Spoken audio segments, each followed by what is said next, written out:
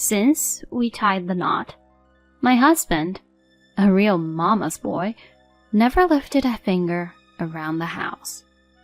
When I mentioned I was heading out on a business trip, he freaked out, saying, "Who's gonna take care of me?" After a big blow-up, I left for my week-long trip. When I got back, there was a filled-out divorce form and a note for me.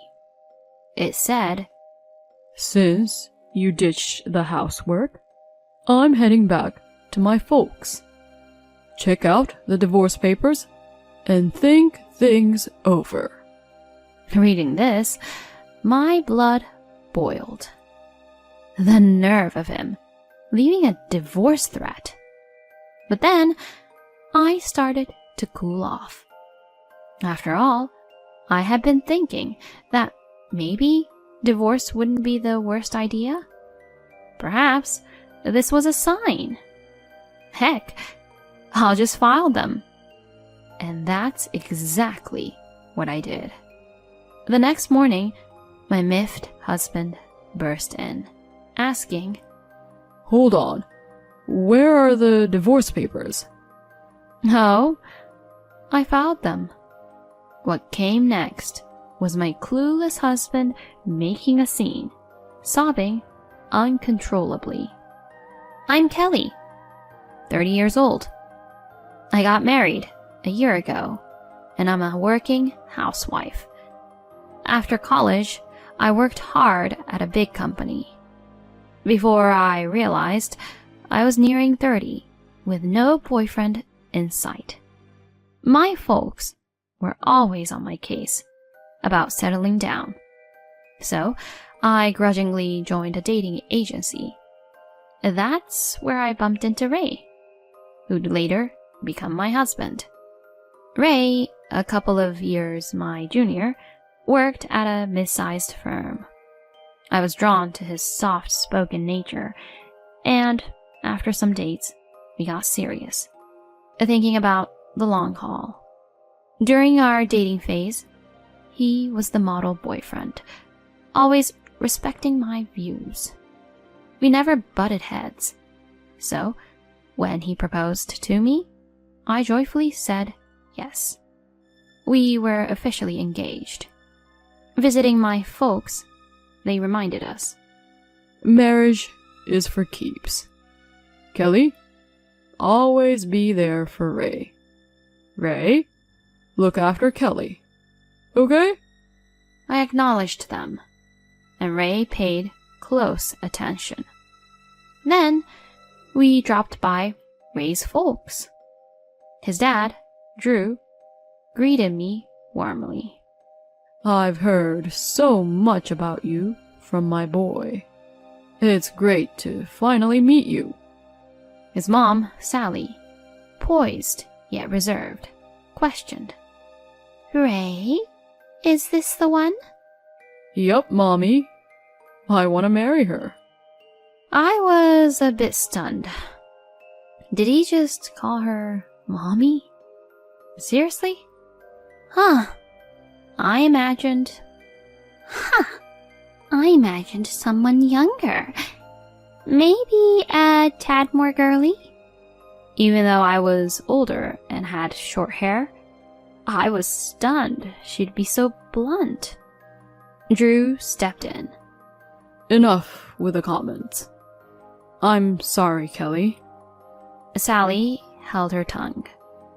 Drew pressed on. "We're very happy about your marriage. But just know..." Huh? "Ray's had it pretty easy living here. He might be a handful. Kelly, you sure about this? I've got my doubts."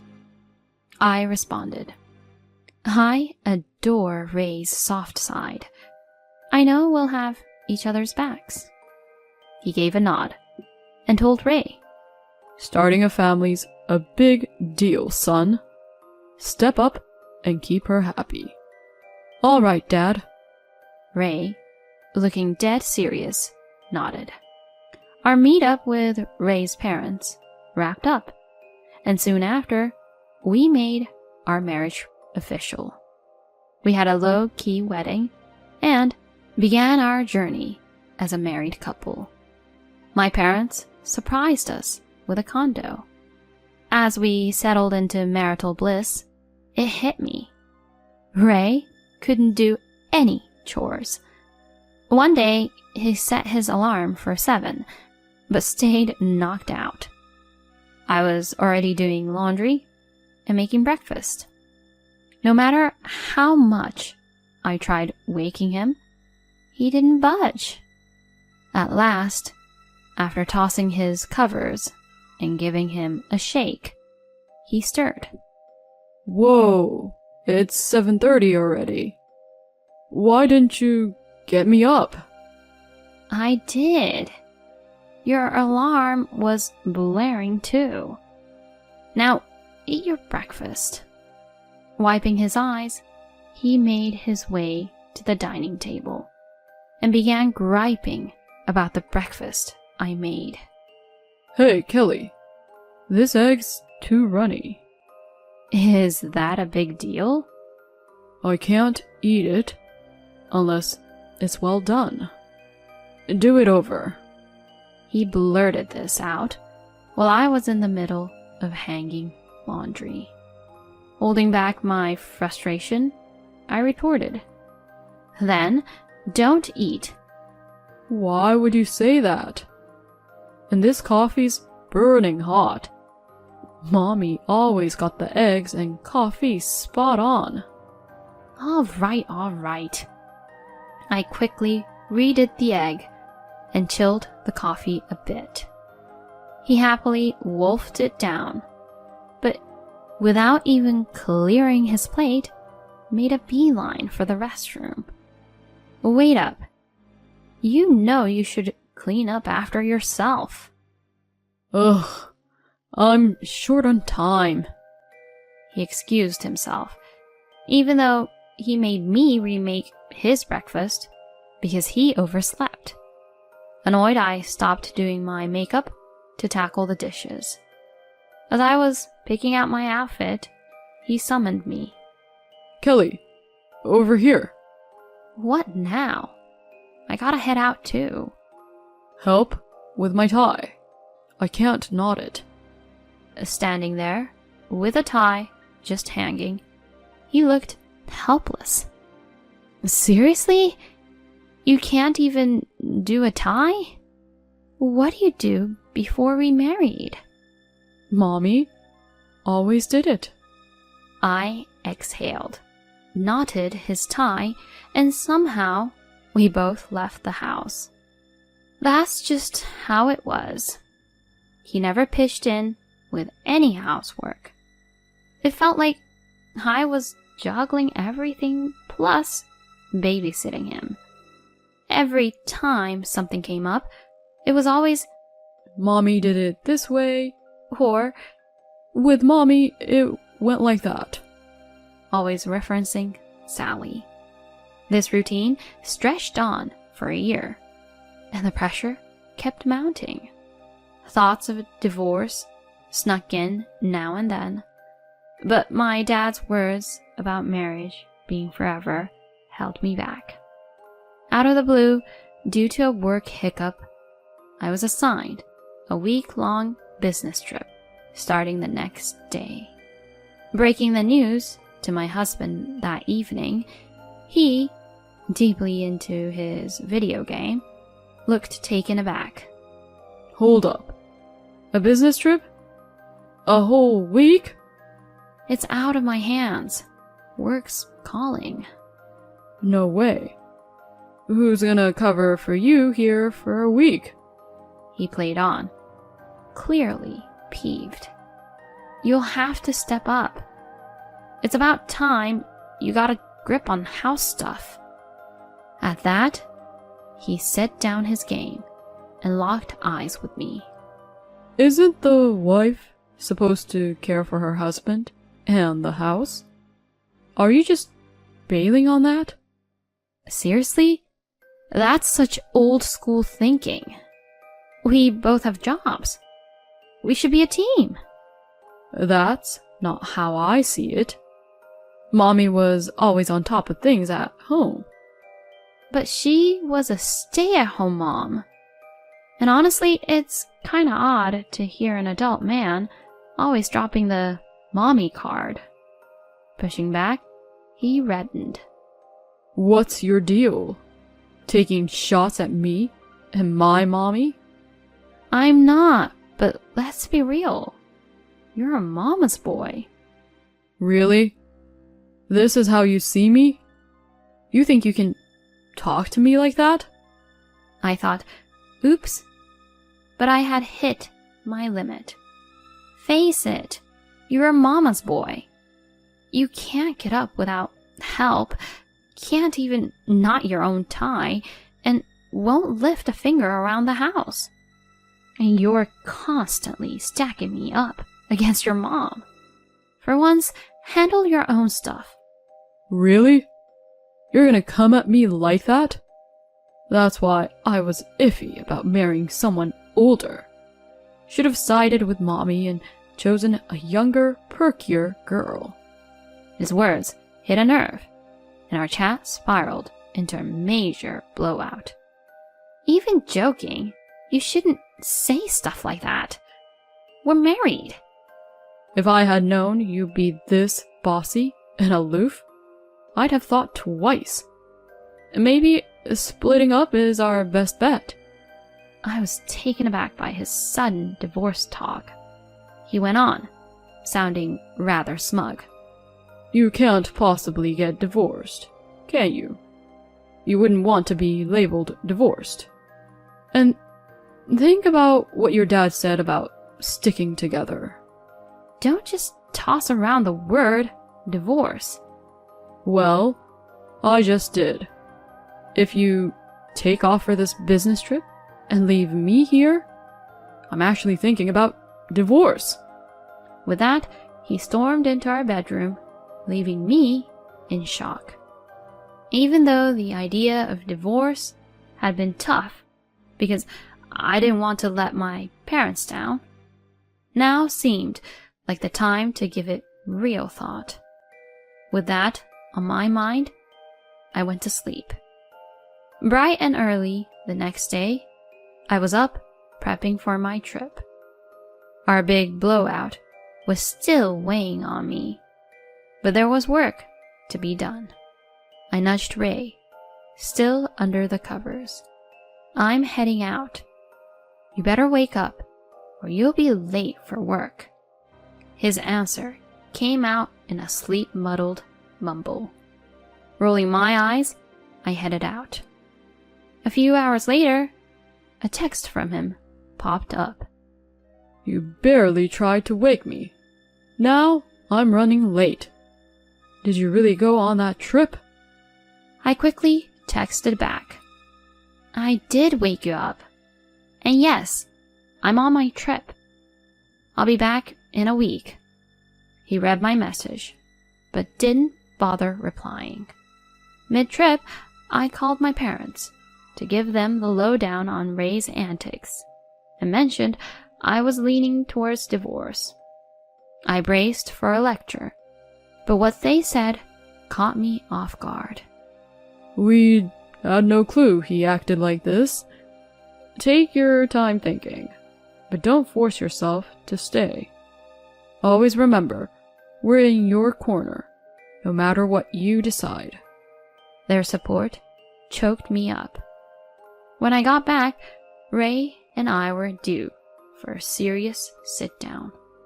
If he didn't shape up, divorce was on the horizon. Thoughts swirling, I returned after my week away. Walking in late, I noticed Ray wasn't home yet. As I scanned the room, a signed divorce document and a note caught my eye. The note read, Since you ditched the housework, I'm heading back to my folks.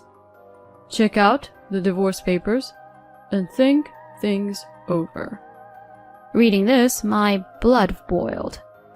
The nerve of him leaving a divorce threat. But then, I started to cool off. After all, I had been thinking that maybe divorce wouldn't be the worst idea. Perhaps this was a sign. Heck, I'll just file them. And that's exactly what I did. When the papers went through, I felt like a ton of bricks had been lifted. That evening, I went to bed and had the best sleep. The next morning, sipping a relaxing cup of coffee, I heard the door. In walks Ray. Kelly, why didn't you come to my folks' place to apologize to me? What's gotten into you?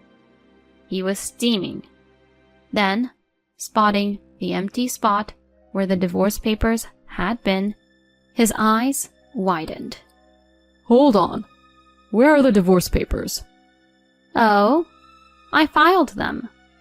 You did what? He looked like he'd been slapped. You really went through with it? Thanks for signing them. Made everything smoother. You can't be serious. You actually went all the way? Have you lost your mind?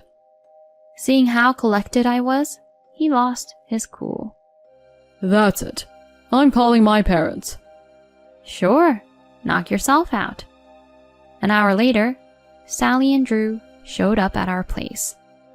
Sally, spotting me right away, dramatically exclaimed, "You! How could you just divorce Ray like that? What's your deal?" I replied, coolly, "If he had the divorce papers all filled out and ready to go, doesn't that mean he wanted out? Is that an issue?" "How can you be so bold when you're just his wife?" But Drew quickly cut her off with a firm, "Enough." The room went still as Drew asked, "Kelly, can you walk us through what happened?" I agreed and detailed his past antics, our spat right before I left, and the divorce papers he left behind. I was at my wit's end. It seemed like he wanted a divorce, so I went with it. I held Drew's gaze while explaining. He paused, mulling it over. Ray piped up, "Mommy, Dad, come on. Can't you see she's out of line? Tell her off." Sally jumped in.